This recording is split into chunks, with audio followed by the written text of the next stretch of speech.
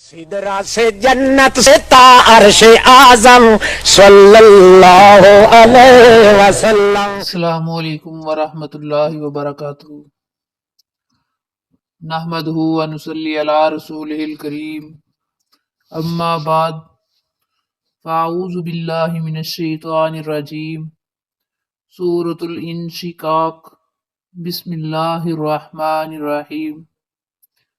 اذا السماء انشقت، جب آسمان پھٹ جائے گا۔ اذا السماء، جب آسمان، شقت، پھٹ جائے گا۔ وَآذِنَتْ لِرَبِّهَا وَحُقَّتْ، وَآذِنَتْ، اور وہ کان لگائے ہوئے ہوگا، لِرَبِّهَا، اپنے رب کے حکم کو سننے کے لیے، وَحُقَّتْ، اور وہ اسی لائق ہے۔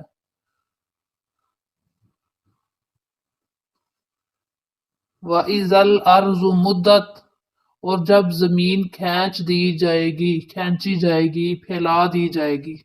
وَإِذَا الْأَرْضُ، اور جب زمین مدت، پھیلا دی جائے گی۔ وَأَلْقَتْ، اور ڈال دے گی، ما، جو کچھ فیہا، اس میں ہے۔ وَتَخَلَّتْ، اور خالی ہو جائے گی۔ وَآذِنَتْ، اور وہ کان لگائے ہوئے ہوگا، لِرَبِّهَا، اپنے رب کے حکم کو سننے کے لیے، وَحُقَّتْ، اور وہ اسی لائق ہے۔ یا ایہا الانسان، اے انسان، انکا، بے شک تو، کادحن، محنت کرنے والا ہے۔ کادحن، محنت کرنے والا یا تکلیف اٹھانے والا۔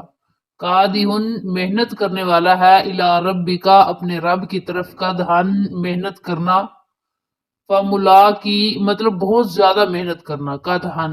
فملاقی، پس تو ملنے والا ہے اس سے، ہی اس سے۔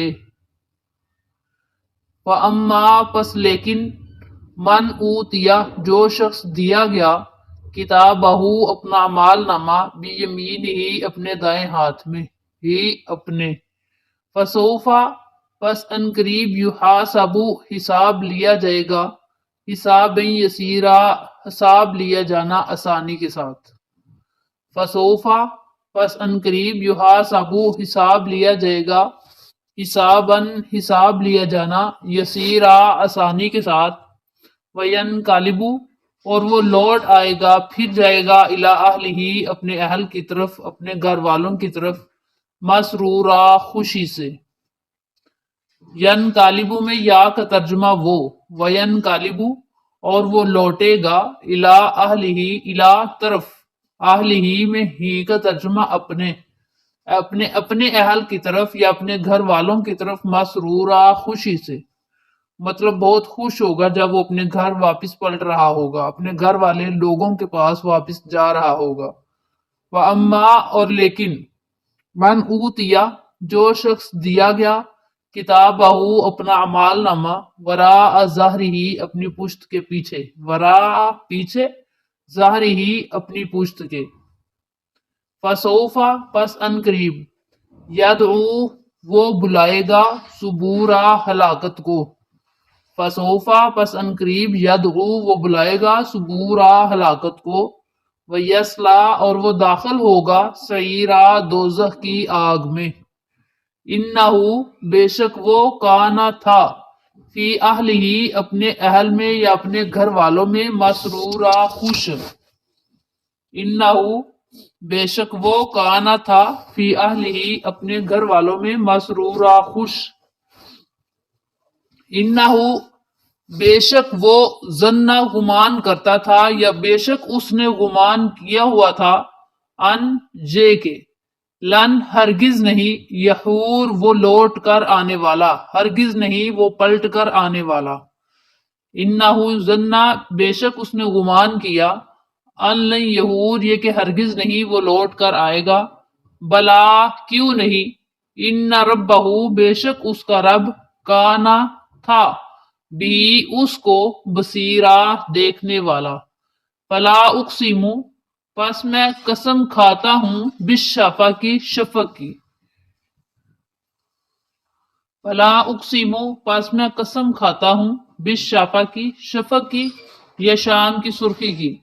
واللیلی اور رات کی قسم، وما وسق اور جو کچھ وہ سمیٹ لیتی ہے، وما وسق اور جو کچھ وہ سمیٹ لیتی ہے، والقمری اور چاند کی قسم، عزت تسک جب وہ پورا ہو جائے، جب وہ مکمل ہو جائے، لَتَرْكَبُنَّ البتہ ضرور تم سوار ہوگے، طبقاً ایک حالت سے دوسری حالت پر، لَتَرْكَبُنَّ طَبَقًا عَنْ طَبَق البتہ ضرور تم سوار ہوگے ایک حالت سے دوسری حالت پر، فَمَا لَهُمْ پس کیا ہے ان کے لیے، لا یؤمنون کہ نہیں وہ ایمان لاتے، وَإِذَا قُرِئَ اور جب پڑھا جاتا ہے، علیہم القرآن اوپر ان کے قرآن، لا یسجدون نہیں وہ سجدہ کرتے،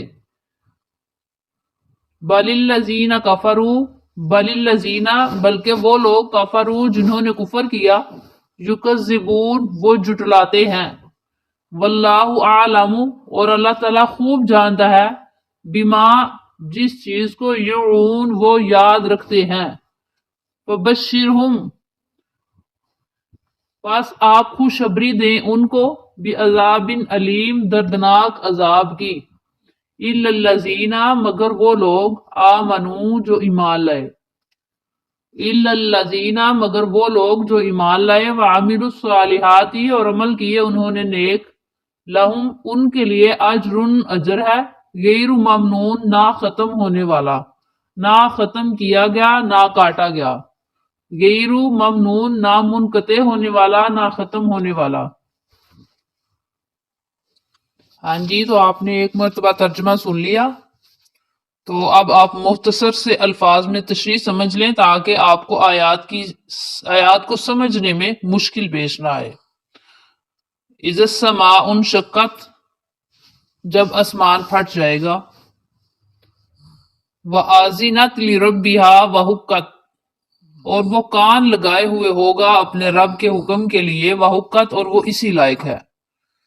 اچھا، اس سے مراد یہ ہے آذن لہو کے معنی، اس کا مطلب یہ ہے کہ کسی کے حکم یا کسی کی بات پر کان لگانا، کان لگانے سے مراد کی توجہ سے سننا تاکہ فوراً اس کے حکم کی تعمیل کی جائے، جو اگلا بات کر رہا ہو اس کی بات کو اتنا توجہ سے سننا، سمجھ کر سننا کہ اس کی بات کی فوراً اطاعت کی جائے، فوراً اس بات پہ عمل کیا جائے۔ سامیہ کا معنی ہوتا ہے صرف سننا، سامیہ جو ہے نا اس کا معنی ہوتا ہے صرف سننا، تو یہ جو ہے نا آذینہ وآذنت لربها وحقت، آذینہ کا معنی ہوتا ہے کان لگا کے سمجھ کر سننا، جس کے سننے کے بعد اس پہ پریکٹیکل عمل کیا جائے، توجہ سے سننا تاکہ فوراً حکم کی تعمیل کی جائے۔ یہ یہاں پہ ایک چیز اور ہے کہ جن اور انسان، جنوں اور انسانوں کے علاوہ کائنات کی تمام چیزیں اللہ تعالیٰ کے حکم کو سننے کے فوراً بعد فوراً عمل کرنے کے لیے تیار رہتی ہیں، مطلب حکم تکوینی کی تعمیل کے لیے ہر وقت تیار رہتی ہیں، انہیں یہ اختیار ہی نہیں دیا گیا کہ وہ اللہ تعالیٰ کے حکم کے آگے نافرمانی کر سکیں یا سرتابی کر سکیں، جیسے ہی ان کو حکم دیا جاتا ہے وہ فوراً تیار ہو جاتے ہیں، سوائے انسانوں اور جنوں کے۔ یا دوسرے الفاظ میں یہ یوں سمجھ لیجئے کہ ان اشیاء کی اطاعت جو ہے، مطلب یہ جو چیزیں ہیں جنوں انسانوں کے علاوہ، ان کی جو اطاعت ہوتی ہے وہ اضطراری ہوتی ہے۔ مطلب یہ ہوا کہ جب آسمان کو اللہ تعالیٰ قیامت والے دن پھٹنے کا حکم دے گا، جب اس کو پھٹنے کا حکم دیا جائے گا تو وہ بغیر چوں چرا کرنے کے ایک دم پھٹ جائے گا، مطلب اپنے جسم کو ختم کر لے گا، اپنے وجود کو ختم کر لے گا۔ حالانکہ خود کو ختم کرنا، اپنے وجود کو ختم کرنا، اپنے جسم کو ختم کرنا یہ کوئی آسان معاملہ نہیں ہے، لیکن اس کے باوجود ایک دم آسمان جو ہے وہ پھٹ جائے گا۔ اذا السماء انشقت جب آسمان پھٹ جائے گا، کب پھٹے گا؟ جب اللہ تعالیٰ آسمان کو پھٹنے کا حکم دے گا تو آسمان بڑی توجہ سے، بڑے دھیان سے اللہ کی آواز سنے گا اور فوراً اللہ تعالیٰ کے حکم کی تعمیل کی جائے گی۔ وحقت اور وہ اسی لائق ہے، یعنی وہ اللہ تعالیٰ کی بات کو ہر چیز جو ہے وہ سنے، سن کر اس پر عمل کرے۔ انسان سے زیادہ جو ہے وہ تو باقی چیزیں اللہ تعالیٰ کے حکم کی تعمیل کرنے میں ہر وقت تیار رہتی ہیں۔ ایک انسان ہی ہے جس کے سامنے قرآن کریم کی تلاوت بھی کی جائے تو انسان توجہ ہی نہیں کرتا، انسان دھیان سے سنتا ہی نہیں، اس کا ذہن اور چیزوں کی طرف ہوتا ہے۔ انسان اشرف المخلوقات تو تبھی بنتا ہے نا جب انسان قرآن کریم کے مطابق عمل کرے، قرآن کریم کو سنے جو اس پہ نازل ہوا، اللہ تعالیٰ کے احکامات کو پہچانے کہ اللہ کن کاموں کے کرنے کا حکم دے رہا ہے، کن سے منع کر رہا ہے، تبھی انسان اشرف المخلوقات میں سے، اشرف مخلوق میں سے بنے گا۔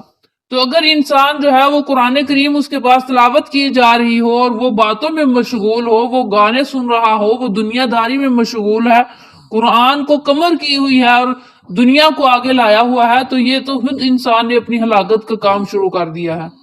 وَإِذَا الْأَرْضُ مُدَّتْ، اور جب زمین کھینچی جائے گی یا پھیلا دی جائے گی۔ پھیلانے سے کیا مراد ہے؟ مطلب یہ ہے کہ زمین کو کھینچ کر لمبا کر دیا جائے گا۔ کس طرح؟ مدت جو ہے نا، یہ مدہ بمانا مدہ، اس کا مطلب یہ ہے کہ کسی چیز کو لمبائی میں کھینچ کر پھیلانا اور اسے اتنا لمبا کر دینا جیسے اللہ تعالیٰ سایوں کو یا بادلوں کو لمبا کرتا ہے یا پھیلا دیتا ہے۔ پتہ پچھلا وقت جب ہوتا ہے عصر کے قریب، تو انسان جب کھڑا ہو اپنا سایہ دیکھے گرمیوں میں تو کتنا لمبا ہوتا ہے۔ یہ کیا ہے؟ یہ اللہ تعالیٰ کا حکم ہے۔ زمین تو وہی ہے، سورج تو وہی ہے، لیکن صبح کے وقت اگر دیکھے، ایک وقت ایسا ہوتا ہے جب انسان کا سایہ ہوتا ہی نہیں، دوسرا وقت ایسا ہوتا ہے جب انسان کا سایہ تھوڑا سا ہوتا ہے، پھر ایک وقت ایسا ہوتا ہے جب انسان کا سایہ اس کے قد کے برابر ہو جاتا ہے، پھر ایک وقت دن تو وہی ہے، پھر ایک وقت ایسا آتا ہے جب انسان کا سایہ اس کے قد سے 2 گنا زیادہ ہو جاتا ہے۔ یہ کیا ہے؟ یہی ہے اللہ تعالیٰ۔ اللہ کو سمجھنا چاہیے، اللہ تعالیٰ نے ہمیں قرآن کریم بھیجا ہے تاکہ ہم سمجھیں، غور و فکر کریں اللہ تعالیٰ کی بنائی ہوئی چیزوں میں۔ اب زمین جو ہے وہ کھینچ کر لمبی کیسے؟ زمین تو پہلے ہی بہت لمبی ہے، بہت پھیلی ہوئی ہے، چٹیل میدان ہے۔ مطلب یہ ہے کہ زمین جو ہے یہ بالکل جیسے میدان گراؤنڈ ہوتا ہے، مطلب جہاں کھیلا جاتا ہے، زمین اس طرح گول ہی ہے، لیکن فرق یہ ہے کہ زمین کے اوپر کہیں پہاڑ ہیں، کہیں ریت ہے، کہیں جنگلات ہیں، کہیں سمندر ہیں، کہیں مکانات ہیں، مطلب مختلف قسم کی چیزیں ہیں، کہیں درخت لگے ہوئے ہیں۔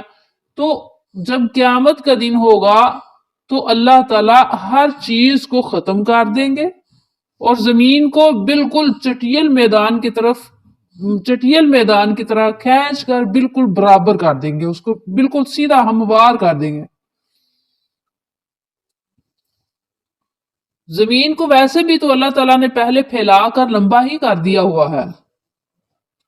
اس دن صرف یہ اس طرح ہوگا کہ سارے میدان، سارے جو ہیں وہ سمندر، ہر چیز ختم کر دی جائے گی اور زمین کا جو رقبہ ہے وہ 4 گنا زیادہ ہو جائے گا۔ پھر اس زمین کے اوپر حضرت آدم علیہ السلام سے لے کر قیامت تک پیدا ہونے والے انسانوں اور قیامت تک جنوں میں سے جتنی بھی مخلوق ہوگی، جتنی بھی نسلیں ہوں گی، وہ ساری کی ساری زمین کے اوپر اکٹھی کر دی جائیں گی۔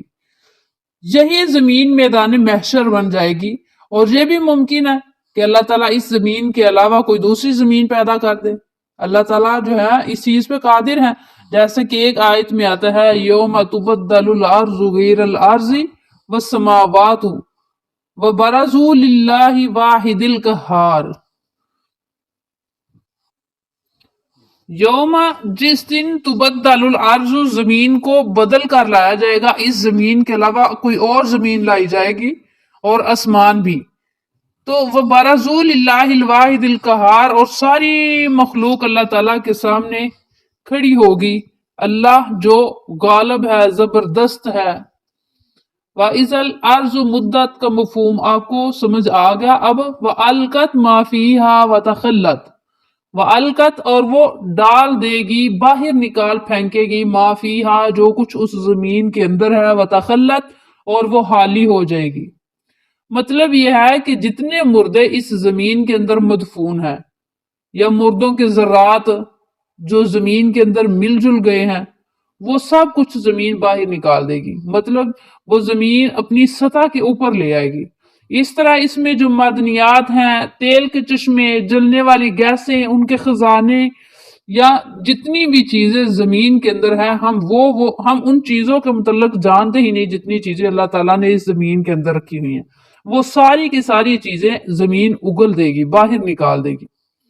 اس طرح لوگوں کے اعمال، ان کی جو گواہیاں ہوں گی جو زمین کے اندر ہوں گی، کہ جس جس موقع پہ زمین نے گواہی دینی ہوگی، قرآن کے متعلق جو گواہی دینی ہوگی، لوگوں کے متعلق جو گواہی دینی ہوگی، وہ ساری گواہیاں بھی باہر آ جائیں گی۔ ہر چیز جو ہے وہ زمین نے جو آج اپنے اندر سمیٹی ہوئی ہے، وہ سب کچھ باہر نکل آئے گا۔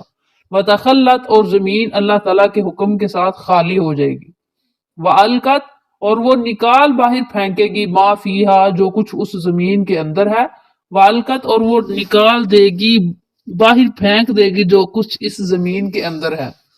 وَتَخَلَّتْ، اور زمین خالی ہو جائے گی سب کچھ باہر نکالنے کے بعد۔ کب؟ جب اللہ تعالیٰ کا حکم ہوگا۔ وَأَذِنَتْ لِرَبِّهَا وَحُقَّتْ، اور وہ اسی لائق ہے۔ وازنت، اور وہ کان لگائے ہوئے ہے اپنے رب کے حکم کے لیے، کہ میرا رب جب مجھے حکم کرے تو فوراً میں اس کے حکم کی تعمیل کروں۔ وحقت، اور وہ اسی لائق ہے۔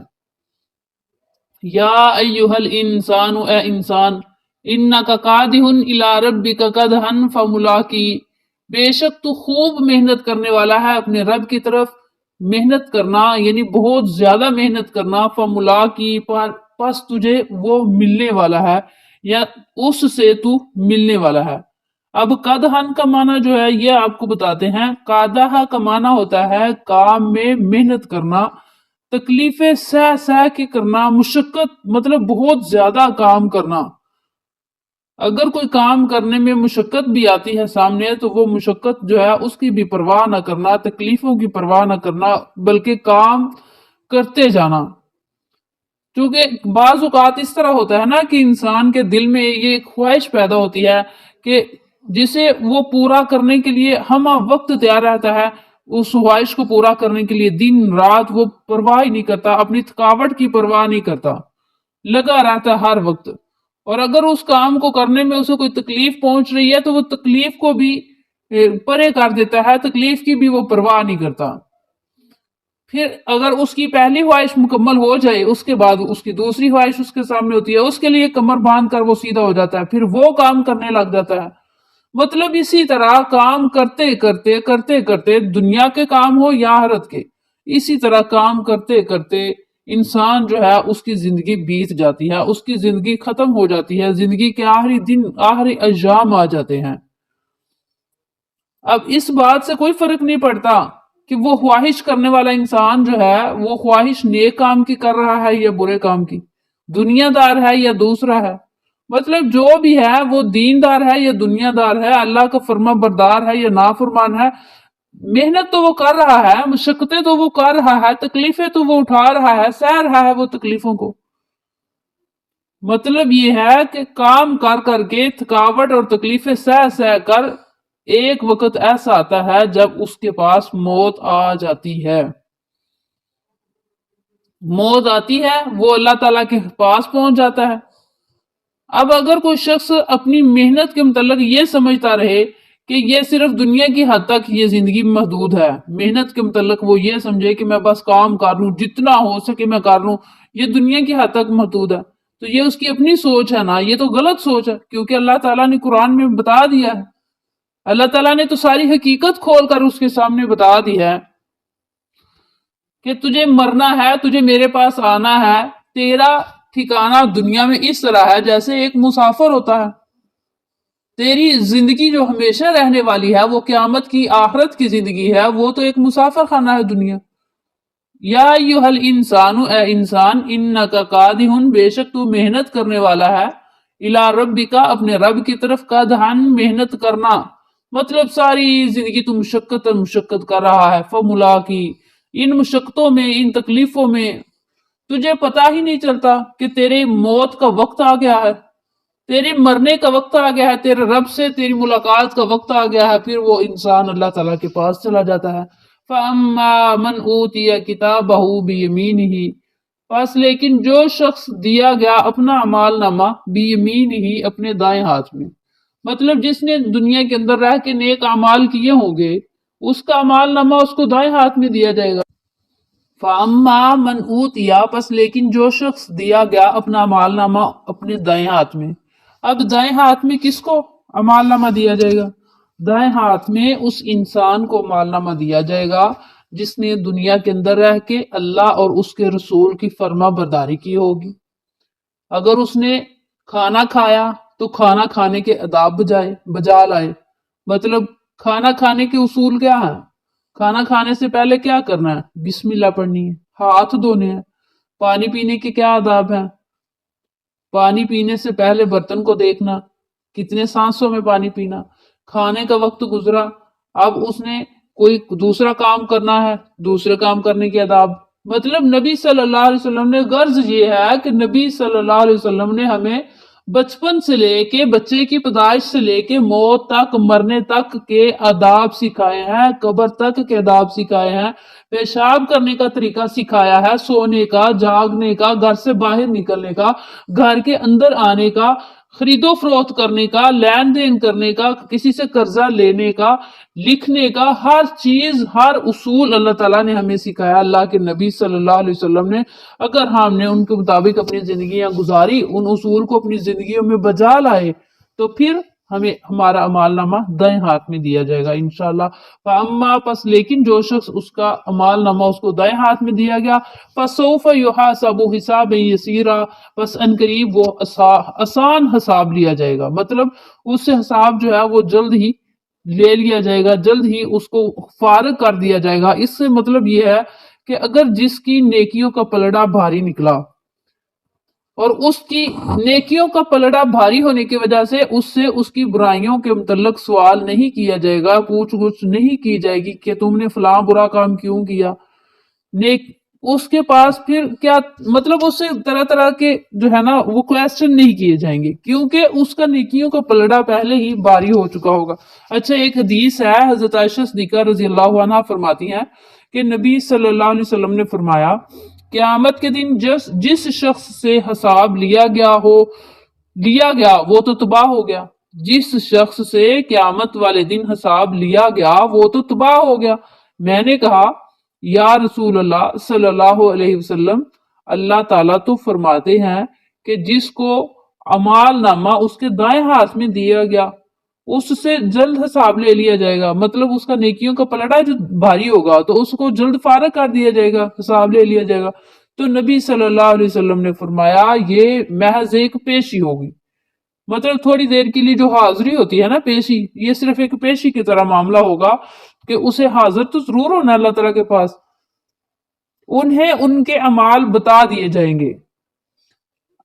تو جس انسان سے حساب کتاب شروع ہو گیا، جس انسان سے اللہ تعالیٰ نے حساب کتاب شروع کر دیا وہ تو تباہ و برباد ہو گیا، اس کا تو سب کچھ لٹ گیا۔ وَيَنْقَلِبُ إِلَىٰ أَهْلِهِ مَسْرُورًا، جس کا اعمال نامہ دائیں ہاتھ میں دیا جائے گا وہ بہت ہی خوش ہوگا۔ اب یہاں اہل ہی کا لفظ ہے، اہل سے مراد کیا ہے؟ اہل سے مراد وہ لوگ ہیں جن کا اس سے پہلے، اس انسان سے پہلے اسی طرح کا حساب لیا جا چکا ہوگا، مطلب یہ ہے کہ جن کو جنت کا پروانہ مل چکا ہوگا، جو لوگ پہلے اس طرح کا سرٹیفکیٹ لے چکے ہوں گے کہ ان کا ٹھکانہ جنت ہے، جنت کی طرف وہ جائیں گے، جنت میں وہ رہیں گے، کیونکہ دنیا کے اندر وہ نیک اعمال کرتے رہے، اللہ سے ڈرتے رہے، جنت کی امید رکھتے تھے اپنے دل میں۔ تو ایسے لوگ جو ہیں ان کے پاس جب وہ جائے گا، اہل سے مراد ایسے لوگوں کے پاس جائے گا کہ جن کو جنت کا پروانہ مل چکا ہوگا، اور اگر اس کا اپنا اہل جو ہے، اپنے گھر والے جن کے ساتھ وہ دنیا کے اندر زندگی گزارا کرتا تھا، اگر حقیقت میں وہی جنت کے مستحق ہوئے، اگر وہی لوگ وہاں پہ ان کو بھی جنت کا سرٹیفکیٹ مل چکا ہوا، تو پھر تو وہ اور زیادہ خوشی کی بات ہوگی اس کے لیے۔ وَيَنْقَلِبُ إِلَىٰ أَهْلِهِ مَسْرُورًا، اور وہ لوٹے گا اپنے گھر والوں کی طرف یا اپنے اہل کی طرف، اپنے لوگوں کی طرف خوشی کی عالم میں۔ وَأَمَّا مَنْ أُوتِيَ كِتَابَهُ وَرَاءَ ظَهْرِهِ، اور لیکن جو شخص کے اس کا اعمال نامہ اس کے کمر پیچھے سے اس کو دیا گیا، وراء ظہری پیچھے اس کی پشت کے، کمر پیچھے سے اس کو دیا گیا۔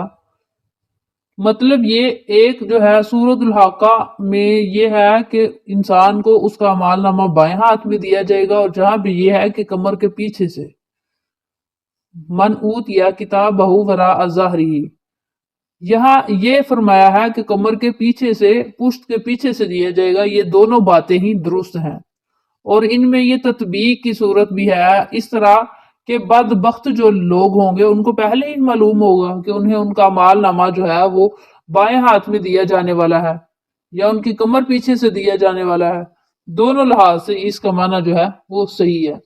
اور بعض پتہ ہے دنیا کے اندر اس طرح ہوتا ہے کہ اسکول میں اگر کسی بچے کو مطلب وہ فیل ہو، کلاس میں وہ ناکام ہو، وہ پاس نہیں ہوا، تو اس کو جو اس کا پیپر ہوتا ہے، مطلب جو رزلٹ ملتا ہے اس کو، رزلٹ کارڈ، تو اس کے اوپر اس کے مطلب پاس ہونے کے مارکس تو ہوتے نہیں ہیں، فیل ہوتا ہے، تو وہ جلدی سے اپنا جو ہے نا سرٹیفکیٹ بولے یا اپنا رزلٹ کارڈ بولے، وہ جلدی سے اس کو چھپا لیتا ہے، اپنے کمر کے پیچھے کر لیتا ہے۔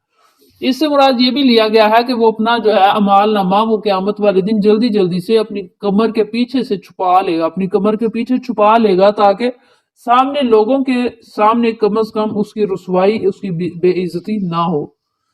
اس طرح سے بھی تھوڑا سا لیا گیا ہے۔ فسوف یدعو ثبورا، پس ان قریب وہ بلائے گا، پکارے گا ہلاکتوں کو۔ ہلاکت سے مراد، حالانکہ ہلاکت سے بچنا چاہیے، دنیا کے اندر انسان جو ہے وہ اپنے آپ کو تباہی سے بچانے کی کوشش کرتا ہے، لیکن وہاں وہ ہلاکت کو بلائے گا، وَيَصْلَىٰ سَعِيرًا، اور وہ داخل ہوگا دوزخ میں۔ اب ہلاکت کو بلانے سے مراد یہ ہے کہ جب اس کو اس کا اعمال نامہ بائیں ہاتھ میں دیا جائے گا، جب اس کو پتہ چل چکا ہوگا کہ اب اس کا ٹھکانہ دوزخ ہے، اب اس سے نجات نہیں ہے اور ہمیشہ اسی میں رہنا ہے، اب نجات کی کوئی صورت نہیں ہے، اب اس کو اپنا برا انجام نظر آ رہا ہوگا، تو پھر اس وقت وہ موت کو پکارے گا، لیکن اس وقت کا موت کو پکارنا اسے کوئی فائدہ نہیں دے گا، کیونکہ دنیا میں پتہ ہے نا، دنیا میں اس طرح ہوتا ہے کہ جب بندہ دنیا کی تکلیفوں سے یا اپنی کسی بیماری سے پریشان، کوئی اس کو سخت قسم کی بیماری، تکلیف دہ بیماری لگی ہوئی ہے، تو وہ اس سے مجبور ہو کر جان چھڑوانے کے لیے کہہ دیتا ہے کہ اس سے تو موت بہتر ہے، یعنی موت کو وہ ترجیح دیتا ہے اپنی بیماری سے، یا اس طرح کی آزمائش اس پہ آتی ہے، کوئی تکلیف اتنی سخت قسم کی آتی ہے، تو وہ کہتا ہے، وہ موت کو پکارتا ہے کہ مجھے موت آ جائے، میری جان چھوٹ جائے ان مصیبتوں سے، ان تکلیفوں سے۔ تو قیامت والے دن جو ہے، اب یہاں پہ دنیا پہ تو انسان کو یہ ہے کہ زندگی کے بعد اگر مطلب تکلیفوں سے یا موت سے، اگر تکلیفوں سے یا بیماری سے اگر چھٹکارے کی کوئی صورت ہے تو وہ موت ہے، لیکن قیامت کے دن اسے، قیامت کے دن اتنا علم ہوگا کہ یہاں سے چھٹکارے کی کوئی صورت ہے ہی نہیں، موت سے بھی وہ یہاں، مطلب اگر یہ ہوتا ہے نا دنیا میں یہ امید ہے کہ ہم مر جائیں گے تو جان چھوٹ جائے گی ان عذابوں سے، ان تکلیفوں سے، ان بیماریوں سے، ان پریشانیوں سے، لیکن قیامت والے دن آخرت میں تو موت ہے ہی نہیں، موت کا تو کوئی تعلق ہی نہیں ہے، وہاں تو انسان جو ہے موت کا خیال بھی نہیں لا سکتا، وہاں موت آنی ہی جو نہیں، اس وقت وہ ہلاکتوں کو پکارے گا کہ کاش مجھے موت آ جائے، لیکن موت کہاں، موت والا سلسلہ ختم ہو گیا، یہ مسافر خانہ، یہ موت دنیا میں تھے، قیامت کے بعد دوبارہ موت نہیں ہوگی دنیا پہ، کیونکہ انسان جو ہے وہ مرنے پہ مجبور ہے، جب جہنم اسے اپنے قبضے میں لے لے گی تو پھر وہ کیسے مرے گا، وَيَصْلَىٰ سَعِيرًا، اور وہ داخل ہوگا دوزخ کی آگ میں، جب دوزخ اس کو سمیٹ لے گی، چاروں طرف سے دروازے بند کر دیے جائیں گے، شعلوں والی آگ اس کے اوپر چمٹ جائے گی، جب اس کو موت نہیں آئے گی، بار بار تکلیف ہوگی، اس کے جسم کو بار بار جلایا جائے گا، تو پھر موت کہاں سے ہوگی؟ اللہ ہم سب کو بچائے جہنم کے عذاب سے، آمین۔ انہو کان فی اہلہ مسرورا، بے شک وہ اپنے اہل میں خوش تھا، کون؟ وہ جہنمی انسان جو ہے، وہ دنیا کے اندر جب اپنے گھر میں رہتا تھا، اپنے لوگوں میں رہتا تھا، تو وہ اتنا خوش تھا، کتنا کہ وہ حلال اور حرام کی تمیز بھی نہیں کرتا تھا، اگر حرام طریقے سے مال ملا تو وہ بھی لے آیا، حلال تو حلال، وہ حرام مال بھی اکٹھا کرتا رہا، خود بھی عیش کرتا رہا اور اپنے گھر والوں کو بھی عیش کرواتا رہا، تو جب حرام اور حلال کی تمیز ہی بندہ نہ کرے تو پھر اللہ تعالیٰ سے کیسے وہ ڈرے گا؟ اللہ تعالیٰ سے جو ڈرنے والے ہوتے ہیں نا، وہ حلال اور حرام کی تمیز کرتے ہیں، وہ حرام کے قریب بھی نہیں جاتے، نہ اپنے گھر والوں کو وہ حرام کھلاتے ہیں اور نہ ہی اپنے لیے یہ آزمائش اور مصیبت کا سبب بناتے ہیں حرام کھا کر۔ آج وقت ہے، ابھی بھی وقت ہے، کوئی پتہ نہیں کہ کس گھڑی ہمیں موت آ لے گی، ابھی بھی وقت ہے کہ اپنے آپ کو سنواریں، ہم اپنے آپ کو سنواریں، ہم حرام کے قریب نہ جائیں۔ اگر پہلے کچھ ہو چکا ہے تو اس کو چھوڑ دیں، پہلے کچھ حرام کمائی حاصل کر چکے ہیں تو اللہ تعالیٰ سے معافی مانگ لیں، اور آگے کے لیے کم از کم آگے کے لیے ہم احتیاط کریں، اس زندگی کا تو پتہ ہی نہیں کب ختم ہو جانی ہے۔ اب مجھے اتنا نہیں پتا کہ یہ سبق جو میں نے پڑھانا شروع کیا ہے یہ میں نے پورا بھی کرنا ہے کہ نہیں، کیا پتا موت ابھی میرے پاس کھڑی ہو۔ یعنی زندگی کا جب پتہ ہی نہیں تو پھر انسان اتنی لمبی امیدیں کیوں لگائے ہوئے ہے اس دنیا کے ساتھ؟ انسان کو چاہیے کہ وہ اپنی آخرت کی طرف توجہ کرے، حرام کام سے بچے، گناہ کے کام سے بچے، اللہ اور اس کے رسول کی بات مان لے، پھر انسان خود بھی خوش اور آخرت کے لیے بھی اس کم از کم پر امید تو ہوگا کہ آخرت میں میرا انجام اچھا ہوگا۔ انہ ظن ان لن یحور، بے شک انسان دنیا کے اندر یہ گمان کرتا ہے کہ وہ دوبارہ کبھی بھی اللہ تعالیٰ کے پاس پلٹ کر نہیں جانے والا، تبھی تو دنیا کے اندر حلال اور حرام کی تمیز نہیں، تبھی تو دنیا کے اندر وہ قوانین جو ہیں وہ کام کر رہا ہے انسان جو احکام شریعت میں نہیں ہے۔ اگر انسان جو ہے اس کے دل کے اندر یہ خوف ہو، یہ ڈر ہو کہ وہ دوبارہ اللہ تعالیٰ کے پاس پلٹ کر جانے والا ہے جہاں سے وہ آیا ہے، گھوم پھر کے اس نے وہیں پہ جانا ہے، تو پھر انسان کم از کم ہر کام کرنے سے پہلے یہ ضرور سوچے کہ میں نے جس ہستی کے پاس جانا ہے، جس ذات کے پاس میں نے پلٹ کر جانا ہے، وہ مجھ سے حساب کتاب ضرور لے گا۔ اتنا سوچنے کے بعد انسان گناہ نہ کرے، چغلی، غیبت، چوری، زنا، کوئی غلط کام نہ کرے، انسان ان سارے کاموں سے پھر باز آ جائے، وہ کام کرے جن کاموں کا شریعت میں ہمیں حکم ہے، جن کاموں کے کرنے کا اللہ کے نبی صلی اللہ علیہ وسلم نے حکم دیا ہے۔ یہ نہیں کہ ہمیں فلاں مولوی صاحب نے بات بتائی، فلاں پیر صاحب نے بات بتائی، فلاں دوست نے بات بتائی، فلاں جگہ پہ جاؤ گے تو یہ ہو جائے گا، فلاں جگہ پہ جاؤ گے تو وہ ہو جائے گا، نہیں، بلکہ ہر وہ کام کرے جس کی تحقیق کرے، مطلب وہ کام قرآن اور حدیث کے مطابق ہو، جو قرآن اور حدیث کے خلاف کام ہو وہ کام چھوڑ دے، وہ کام اس کو تباہ و برباد کر دے گا، اس کے تمام نیکیاں ضائع ہو جائیں گی۔ صرف اپنی زندگی کے اندر ان کاموں کو، ان چیزوں کا نافذ کرے جو صرف اور صرف قرآن اور حدیث سے متعلق ہے، ریلیٹڈ ہے۔ اگر قرآن حدیث میں ان کا وجود نہیں، ان کاموں کا وجود نہیں تو ان سے پیچھے ہٹ سے، ابھی بھی زندگی ہے، ابھی بھی اس کے پاس وقت ہے۔ انہ ظن ان لن یحور، یحور جو ہے ہارا بمانا گھوم پھر کر اسی جگہ پہ آ جانا، اسی جگہ واپس آ جانا جہاں سے انسان چلا تھا۔ کہاں سے؟ اللہ کے پاس، مطلب ہم پہلے اللہ کے پاس تھے نا، وہاں سے گھوم کر ہم دنیا میں آئے ہیں۔ اب دنیا کے اندر زندگی گزارنے کے بعد یہ ہمارا مسافر خانہ ہے، ہم سفر کر رہے ہیں، یہاں سے ہم نے دوبارہ پھر ادھر جانا ہے، مطلب یہ ہے گھومنا۔ اچھا دوسرا ترجمہ جو ہے نا ہارا کا، یہورو کا دوسرا ترجمہ کہتے ہیں رجوع کرنا۔ ہار الماء فی الغدیر، یعنی پانی حوض میں گھومنے لگا، اور مہور اس ڈنڈے کو کہتے ہیں جس کے گرد چرخی گھومتی ہے، چرخا جس کے گرد گھومتا ہے نا، اس ڈنڈے کو مہور کہتے ہیں۔ مطلب یہ ہے کہ انسان جہاں بھی جائے گا، جتنے بھی کاموں میں، محنتوں میں، مشقت میں پڑے گا، دنیا کے اندر رہے گا، 1 سال، 10 سال، 100 سال، 200 سال، 1000 سال، آخر کار اس نے پلٹ کر تو اسی خدا کے پاس جانا ہے جہاں سے وہ آیا ہے۔ انہ ظن ان لن یحور، وہ کہتا ہے کہ میں نے پلٹ کے نہیں جاتا۔ دنیا کے اندر وہ اتنا مگن ہو گیا ہے کہ وہ اپنے اللہ کو دوبارہ اللہ کے پاس پلٹ کر جانے کو وہ بھول ہی گیا ہے۔ یہ چیز، یہ ذہن اس کا غلط ہے، یہ انسان کا ذہن غلط ہے۔ ہمیں اس اللہ کے پاس جانا ہے تو پھر ہم کیوں گناہ کر رہے ہیں؟ ہم اپنے اعمال کو کیوں نہیں سنوارتے؟ جو بھی ہم نیکی کا کام سمجھ کے کرتے ہیں کہ یہ نیکی ہے، ہم یہ کریں، اگر وہ نیکی ہے تو دیکھو، سنو، کیا قرآن میں اس کا ذکر ہے؟ کیا حدیث میں اس کا ذکر ہے؟ اگر قرآن میں اور حدیث میں اس کا ذکر ہے تو وہ کام کرو، اگر ان دونوں چیزوں میں ذکر نہیں تو پھر سمجھ لو کہ وہ نیکی نہیں. پھر غلط کاموں کے پیچھے مت پڑو. وہ تمام چیزیں جو ہم کر رہے ہیں اپنی زندگی کے اندر ان کو غور کریں کہ کیا قرآن اور حدیث میں ان کا وجود ہے. اگر ہے تو ٹھیک، وہ نیکی ہوگی. اگر نہیں تو پھر وہ گناہ ہے. پھر گناہ نہ کرو، بدعتیں نہ کرو، شرک نہ کرو، بلکہ اللہ تعالیٰ کی طرف بڑھو، وہ اللہ جس کی طرف ہم نے پلٹ کر جانا ہے. بلا ان ربہ کان بہ بصیرا، بلکہ اللہ تعالیٰ جو ہے انسان کو دیکھ رہا ہے. انسان کی پیدائش سے لے کر اس کی موت تک کے سارے کارناموں پر اللہ تعالیٰ کی نظر تھی. روح کہاں ہے؟ بدن کس کس چیز سے انسان نے بنایا؟ کیا اپنے بدن کے اندر، اپنے جسم کے اندر جو لگا ہوا گوشت ہے کیا وہ حلال سے بنا یا حرام سے؟ کیسے اعمال کرتا رہا؟ دنیا کے اندر برے اعمال کیے یا اچھے؟ مرنے کے بعد اس کی روح کہاں ہوگی؟ اس کے بدن کے اجزاء بکھر کر کہاں کہاں پہنچے؟ یہ ساری باتیں اللہ تعالیٰ کے نزدیک ہیں. اللہ تعالیٰ سب کو دیکھ رہا ہے. جو دنیا کے اندر کر رہا ہے نیکی کے کام پہ، جو کام غلط کر رہا ہے وہ سارے بھی اللہ دیکھ رہے ہیں. جو بندہ دنیا کے اندر جو بھی نیکی کا کام کرتا ہے اس کو چاہیے کہ وہ دیکھے کیا یہ قرآن و حدیث سے ثابت ہے. اگر وہ کام قرآن و حدیث سے ثابت نہیں تو اس کو چھوڑ دو.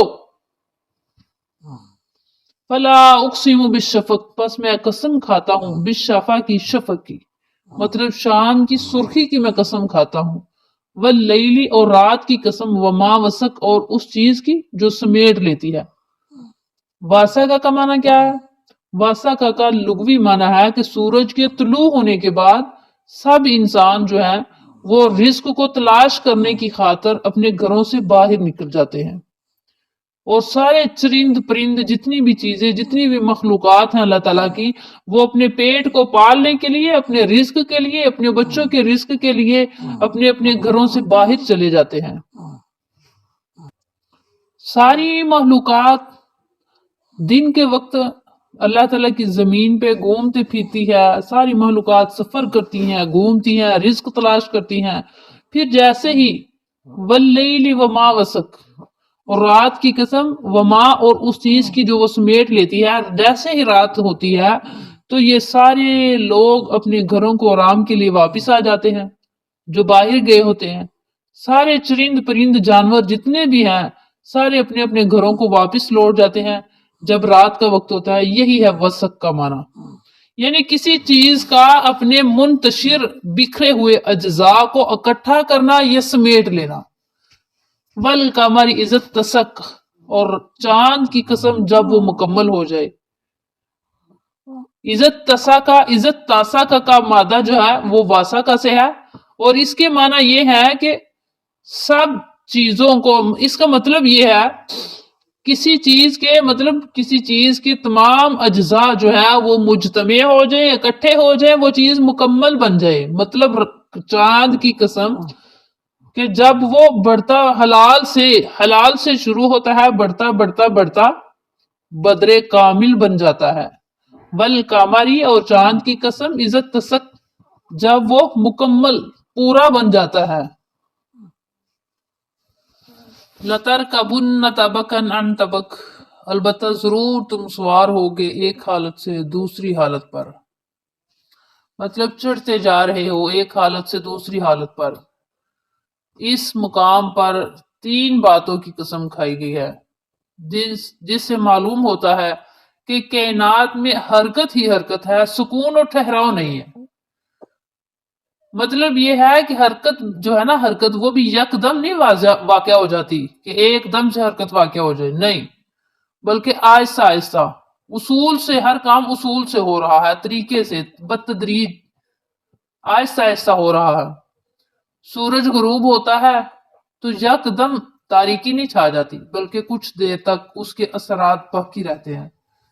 پھر ایسے ہی جب رات پڑتی ہے تو مکین اپنی اپنی قرارگاہوں کی طرف جب جاتے ہیں، پھر اس کے بعد چاند والا سلسلہ شروع ہو جاتا ہے. پھر آہستہ آہستہ چاند مکمل ہو جاتا ہے، چاند نکل آتا ہے. پھر اس طرح کئی دن لگ جاتے ہیں، پھر چاند جو ہے وہ اپنی منزل کی طرف پہنچ کر چاند مکمل بن جاتا ہے. مطلب یہ ہے کہ انسان پہلے نطفہ تھا، پھر رحم مادر میں 7 حالتیں اس کی بدلتی ہیں، پھر انسان بچپن میں جوانی، جوانی سے پھر بڑھاپا، بڑھاپے کے بعد پھر موت، مطلب منزل پہ منزل، لَتَرْكَبُنَّ طَبَقًا عَنْ طَبَقٍ، مطلب کئی ایسی منزلیں ہیں جن کو پار کرنا ہوتا ہے، جن کو طے کرنا ہوتا ہے، اور انسان یہ اپنی مرضی سے، اپنے اختیار سے نہیں کرتا، بلکہ انسان مجبور ہے، انسان بے بس ہے۔ کس چیز کے لیے؟ اس ذات کے آگے انسان بے بس ہے جس نے انسان کو اور ان منزلوں کو، ان حالتوں کو جس ذات نے بنایا ہے۔ اگر انسان اپنی طرف سے چاہے نا کہ وہ کوئی منزل حذف کر دے، ان میں سے کاٹ دے، وہ وقت کوئی نکال دے، نہیں، قطعاً ایسے نہیں کر سکتا، کیونکہ یہ اللہ تعالیٰ کی بنائی ہوئی چیزیں ہیں۔ صبح سے دوپہر، دوپہر سے شام، شام سے رات، رات سے پھر صبح۔ بڑے بڑے جابر، بڑے بڑے ظالم لوگ اس دنیا کے اندر آئے ہیں، آج تک کسی میں اتنی طاقت تو نہیں، آج تک کسی نے ایسا کچھ بھی نہیں کر کے دکھایا کہ کوئی اس پہر کو چینج کر سکے، کوئی اس گھڑی کو روک سکے۔ بڑے بڑے جابر اس دنیا کے اندر آئے ہیں۔ یہ وہ منزلیں ہیں جو ہر حال میں انسان نے طے کرنی ہوتی ہیں۔ مرنے کے بعد بھی انسان نے کئی منزلیں طے کرنی ہیں، اور انسان مجبور ہے ان منزلوں کو طے کرنے پہ۔ قبر میں جانا ہے، قبر کے بعد اس نے اٹھنا ہے، پھر قیامت کی سختیاں سہنی ہوگی، پھر اللہ تعالیٰ کی عدالت میں پیش ہونا ہوگا، اور یہ اللہ تعالیٰ کا قانون ہے۔ اللہ تعالیٰ کے قانون میں کسی کو کوئی مداخلت نہیں ہے۔ لَتَرْكَبُنَّ طَبَقًا عَنْ طَبَقٍ، البتہ ضرور تم سوار ہوگے ایک حالت سے دوسری حالت پر۔ فَمَا لَهُمْ لَا يُؤْمِنُونَ، پس ان کو کیا ہے کہ وہ ایمان نہیں لاتے۔ یعنی اتنے تغیرات اللہ تعالیٰ کی ذات نے انسان کو دکھا دیے، خود انسان کی اپنی ذات جو ہے اس کے اوپر یہ سارے تغیرات واقع ہو رہے ہیں، صبح، دوپہر، شام، پھر چاند کا بڑھنا، سورج کا نکلنا، بارش کا ہونا، ایسا ایسا سارے کاموں کا ہونا، پھر چاہنے کے باوجود انسان ان وقتوں میں سے کسی ایک وقت کو تبدیل نہیں کر سکتا، پھر بھی انسان لا یؤمنون، ایمان نہیں لاتا، پھر بھی انسان اپنے اوپر غور نہیں کرتا، یہ سارا کچھ دیکھنے کے باوجود ہی انسان ایمان نہیں لاتا۔ وَإِذَا قُرِئَ، اور جب پڑھا جاتا ہے قرآن کو ان پر، وَإِذَا قُرِئَ عَلَيْهِمُ الْقُرْآنُ لَا يَسْجُدُونَ، اور جب ان پہ قرآن کریم کی سورت کی تلاوت کی جاتی ہے تو وہ سجدہ بھی نہیں کرتے۔ جب قرآن پاک میں سورت کہیں بھی سجدے والی آیت آئے تو سجدہ کرنا چاہیے، جو کہ ہم لوگ نہیں کرتے۔ اچھا یہ ہے نا وَإِذَا قُرِئَ عَلَيْهِمُ الْقُرْآنُ لَا يَسْجُدُونَ۔ سیدنا ابو رافع کہتے ہیں کہ میں نے سیدنا ابو ہریرہ رضی اللہ عنہ کے پیچھے عشاء کی نماز پڑھی تو انہوں نے یہ سورت پڑھی تو انہوں نے سجدہ کیا۔ میں نے کہا یہ کیا؟ وہ کہتے ہیں کہ میں نے رسول اللہ صلی اللہ علیہ وسلم کے پیچھے نماز پڑھی تھی تو آپ صلی اللہ علیہ وسلم نے بھی سجدہ کیا اسی صورت میں، تو میں جب تک زندہ ہوں میں سجدہ کرتا رہوں گا۔ مطلب جہاں پہ سجدہ آئے وہاں پہ ہمیں کرنا چاہیے۔ بَلِ الَّذِينَ كَفَرُوا يُكَذِّبُونَ، بلکہ وہ لوگ جنہوں نے کفر کیا وہ جھٹلانے میں لگے ہوئے ہیں، یعنی قرآن کو سن بھی لیتے ہیں لیکن اس کا اثر ان کے دلوں کے اندر نہیں پڑتا، ہر وقت وہ قرآن کو جھٹلانے کے در پہ لگے ہوئے ہیں۔ وَاللَّهُ عَالَمُ بِمَا يُوعُونَ، اور اللہ تعالیٰ خوب جانتا ہے جو وہ کر رہے ہیں، بِمَا يُوعُونَ، جو وہ یاد رکھتے ہیں، جو وہ محفوظ رکھتے ہیں۔ یوعون جو ہے یہ وعی کا لغوی مفہوم، مطلب اس کا معنی یہ ہے بَلِ الَّذِينَ كَفَرُوا يُكَذِّبُونَ، قرآن کریم کی آیتیں سن بھی لیتے ہیں نا تو پھر بھی یہی کہتے ہیں کہ یہ جھوٹ ہے، یہ جھوٹی ہے، یہ کلام جھوٹا ہے، اس پہ یقین نہیں رکھتے۔ وَاللَّهُ عَالَمُ بِمَا يُوعُونَ، اللہ تعالیٰ اس چیز کو خوب جانتا ہے، اللہ تو سارا دیکھ رہا ہے جو وہ اپنے ذہنوں میں، اپنے دماغ کے اندر وہ بند کیے ہوئے ہیں۔ اچھا اس کا مطلب جو ہے نا یوعون جو ہے اس کا معنی ہے کسی چیز کی تھیلی کو یا کسی چیز کو ایسے رکھنا کہ اس کا منہ اوپر سے بند کر دینا، یا کسی چیز کو تھیلی کے اندر رکھ کے نا، تھیلی کے اندر کسی چیز کو رکھ کے اس کا منہ اوپر سے بند کر دینا، مطلب یہ ہے اس کا مطلب جو ہے نا وہ کئی ہے۔ مطلب اس کا یہ بھی معنی ہے کہ بخل کرنا بھی حفاظت کرنا کسی چیز کی، یا چھپا کے رکھنا کسی چیز کو، یا یاد کر لینا کسی چیز کو. مطلب یہ ہے کہ کافر لوگ جو ہیں وہ اپنے بغض، عناد اور اپنے کینے کی وجہ سے اسلام اور مسلمانوں کے خلاف جو کینہ، جو بغض، جو عناد انہوں نے چھپایا ہوا ہے، اللہ تعالیٰ اس کو خوب جانتا ہے. ٹھیک ہے، اللہ تعالیٰ اس کو خوب جانتا ہے جو وہ چھپا رہے ہیں. اللہ عالم بما یوعون، اللہ تعالیٰ اس چیز کو خوب جانتا ہے جو وہ لوگ چھپائے ہوئے ہیں مسلمانوں کے متعلق، جو ان کا کینہ، بغض، حسد ہے. سارا کچھ اسلام سننے کے بعد، قرآن کی دعوت سننے کے بعد جو وہ چھپائے ہوئے اللہ خوب جانتا ہے. فبشرہم بعذاب علیم، پس آپ خوشخبری دیجئے ان کو دردناک عذاب کی. الا الذین، مگر کن لوگوں کے لیے خوشخبری نہیں ہے دردناک عذاب کی؟ مگر وہ لوگ آمنو، جو ایمان لائے، وعملوا الصالحات، اور عمل کیے انہوں نے نیک. لہم، ان کے لیے اجر، اجر ہے، غیر ممنون، نہ منقطع ہونے والا، نہ کاٹ مطلب ختم ہونے والا.